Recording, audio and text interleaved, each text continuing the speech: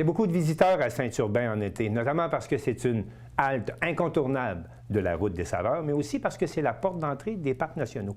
Et tout ça n'est pas sans causer certains problèmes. J'en parle avec le maire de Saint-Urbain, Carl Gilbert. Monsieur Gilbert, bonjour.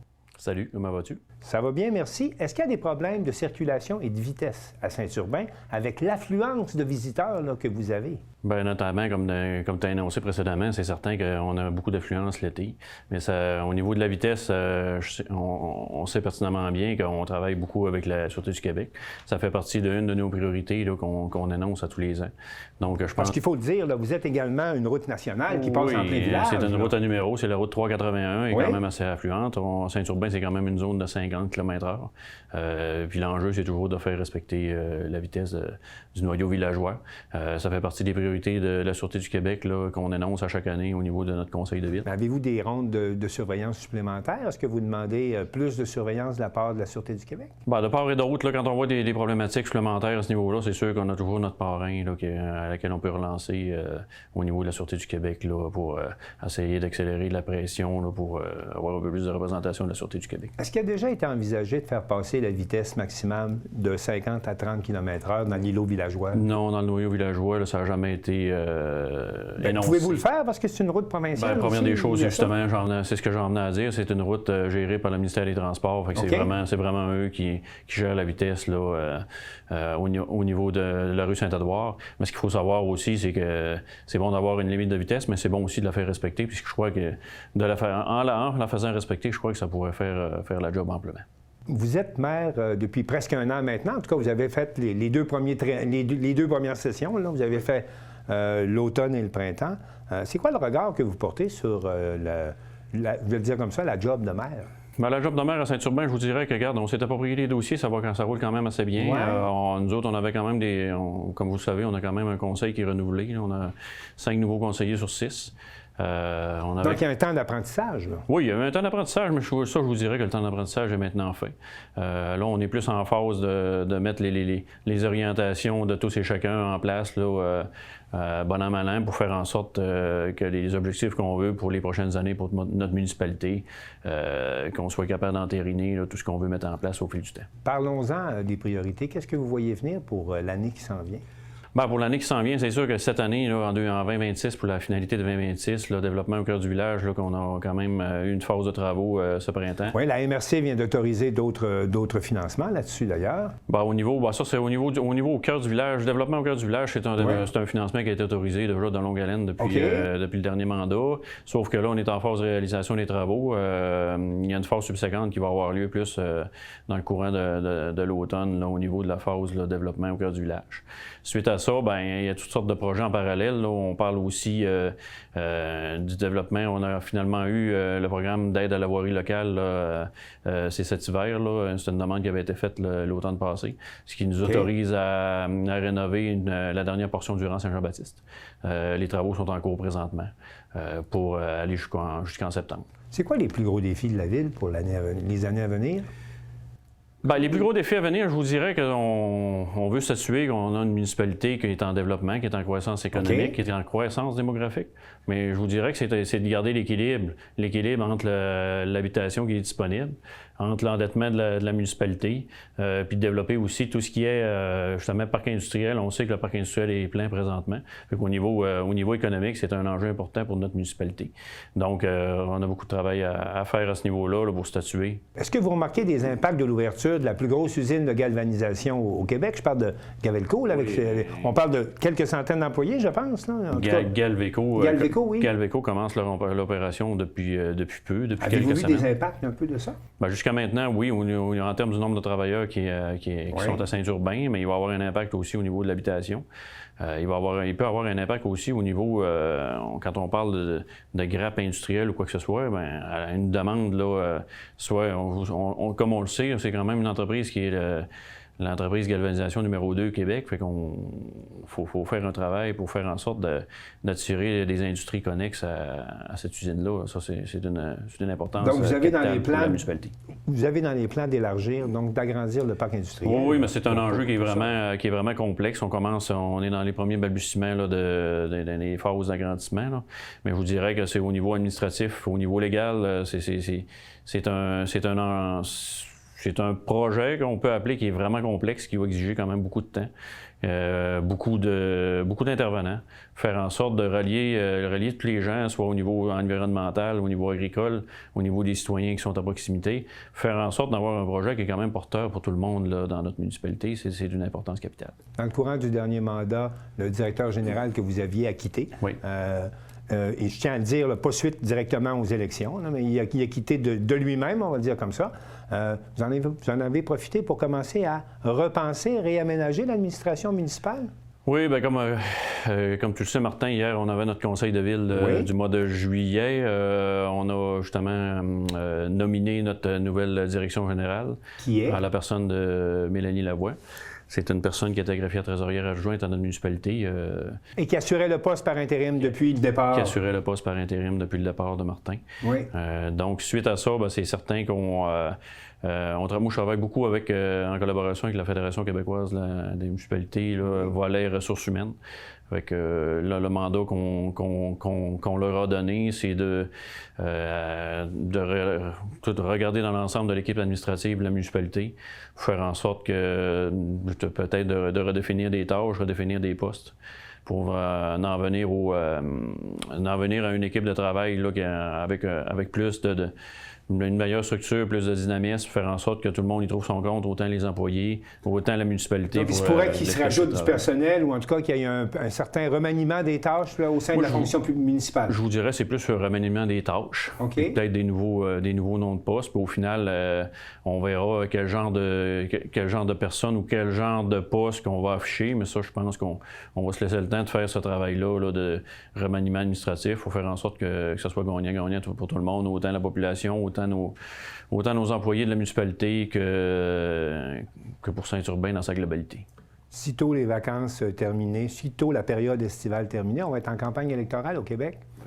Deux questions, en tant que maire et en tant qu'agriculteur. En tant que maire, c'est quoi vos attentes par rapport au prochain gouvernement? Bien, je vous dirais, prochain gouvernement, là, on a quand même des attentes là, par rapport à tout ce qui est développement d'infrastructures qui sont quand même trop onéreux pour laisser pour le fardeau fiscal des citoyens. Donc, ce qu'on demande au niveau des gouvernements provinciaux, c'est vraiment, on a quand même les programmes en place, mais c'est de les maintenir, puis c'est de s'organiser pour qu'il y ait l'argent dedans pour être capable, comme par exemple, on a déposé cet été là, au PAFIRSPA, notre pôle récréatif qu'on veut renouveler, refaire une nouvelle patinoire avec un toit, avec un bloc sanitaire, mais au final, c'est quand même des beaux projets, mais si on passe pas parce qu'il manque de fonds dans ce genre de programme-là au provincial, ben c'est le genre de projet qu'on ne sera pas en mesure de faire parce que ça va coûter trop cher pour nos citoyens. Fait que ce qui est important au niveau provincial, c'est de s'organiser pour maintenir nos acquis, mais encore de bonifier, parce qu'il y a beaucoup d'infrastructures. Je pense aussi aux infrastructures routières. Oui. On a eu PAVL, j'en suis très heureux, mais il ne faut pas lâcher parce qu'on a encore des besoins criants à ce niveau-là, au niveau des infrastructures, pas seulement pour ma municipalité.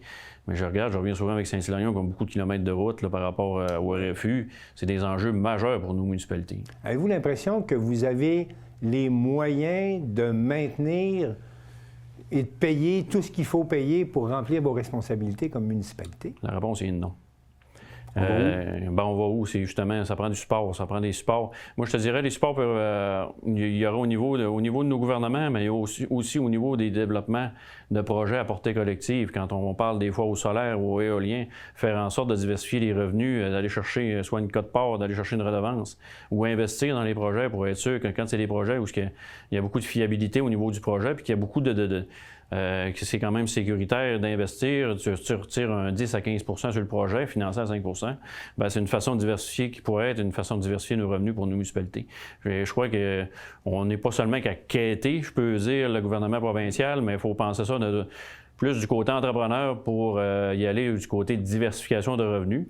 Puis aussi s'assurer d'avoir une certaine croissance, parce qu'on ne veut pas de la décroissance au niveau de nos municipalités, parce que si on s'enligne envers une décroissance, bien, ça va devenir intenable au niveau des budgets. Ça, c'est fondamentalement important. Est-ce que vous n'avez pas l'impression, puis d'autres élus en parlent, des administrateurs, qu'avec tous les règlements puis toutes les redditions de comptes que vous devez faire, on a l'impression que le gouvernement vous pousse tranquillement, pas vite, vers des fusions municipales? Avant de parler de fusion, je crois qu'on doit parler de mutualisation de services. Je crois qu'on n'est pas rendu...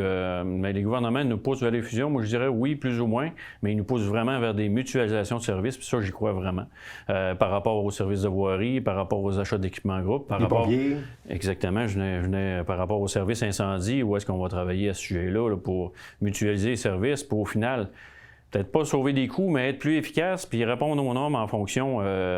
En fonction de toutes les demandes ou ce que certains secteurs d'activité peuvent exiger par rapport à un système sécurité, service incendie ou sécurité civile. Là. Ça, c'est indéniable. En terminant, vous êtes agriculteur. Oui. C'est quoi vos attentes envers le gouvernement à titre d'agriculteur? Pardonnez. C'est quoi vos attentes comme agriculteur? Bien, comme vous le savez, Charlevoix, on est quand même un statut particulier. On fait partie de Capitale-Nationale. Moi, je vois vraiment que j'écoutais justement Yves Laurentzel hier à la radio où est-ce qu'il y avait quand même une belle alignement par rapport à notre ministre de l'Agriculture, Donald Martel.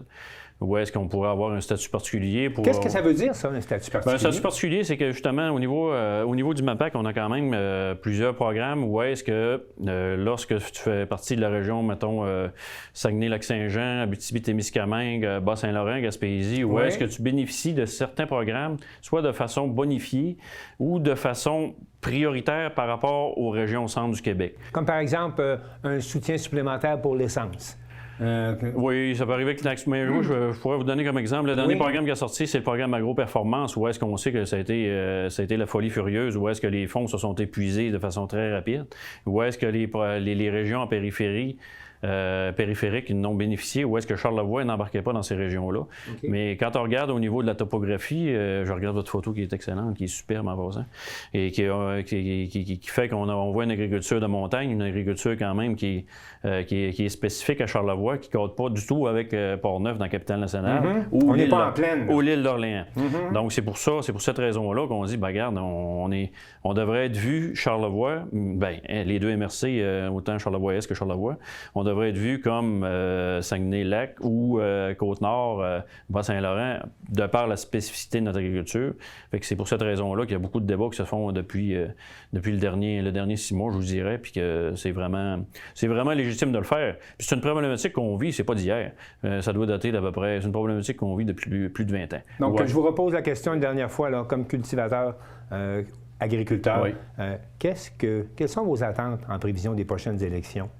Au niveau provincial? Au niveau provincial. C'est les élections du 5 octobre prochain. Qu'est-ce que vous voulez entendre? Ce qu'on veut entendre, c'est vraiment, nous autres, Charlevoix, quand on regarde au niveau Charlevoix, c'est de sortir, là, c'est le statut particulier par rapport à l'agriculture, ça c'est fondamental. Mais je vous dirais que c'est au niveau réglementaire et tout, c'est s'organiser pour... moi, j'appelle ça bien souvent de la réglementite aiguë, en voulant dire, là, on est trop encadré, des fois on se fait... On est là pour occuper le territoire, on est là pour le valoriser, on travaille, on est pro-environnement, là, toute la gang. On ne veut pas se faire prendre par la main ou trop se faire mettre de contraintes, ou est-ce qu'au final, on n'est plus capable de rien faire. Fait que ça, c'est fondamentalement important, ou est-ce que laissez-nous tout ce qu'il faut pour faire en sorte que nos entreprises soient viables et rentables à long terme. Parce qu'au final, si c'est trop contraignant, au lieu d'avoir de la relève au niveau de nos entreprises agricoles, la plupart vont finir en démantèlement. Puis moi, je vous le dis, là, dans les 20 prochaines années pour Charlevoix, on ne parle pas de défrichement de terre. Là, on faut se garder une chasse gardée par rapport aux terres qui vont prendre en friche, parce que c'est un problème qu'on voit qui va arriver sous peu, parce que les entrepreneurs agricoles manquent parfois de rentabilité pour faire en sorte de faire des entreprises qui perdurent au fil du temps, à travers les générations. Puis c'est l'occupation des territoires qui va en souffrir, là, je te dirais, à moyen terme. Là. Ça, c'est fondamentalement important. Il faut garder une chasse gardée. Il faut se garder une chasse par rapport à ça. Puis au fil du temps, il faut vraiment faire en sorte que c'est d'avoir une agriculture. Parce qu'il faut comprendre comme citoyen que les terres, c'est notre garde-manger, puis qu'au fur et à mesure qu'on laisse prendre des terres en friche, bien, on vient d'affecter notre autonomie alimentaire. Ça, c'est très important. Carl Gilbert, merci beaucoup. Puis vous parlez de garde-manger, là, je vais inviter les auditeurs à aller justement remplir leur garde-manger. Avec des produits locaux, c'est excellent. Sur la route des saveurs, par chez vous. Merci beaucoup et bon été. Merci à toi, Martin.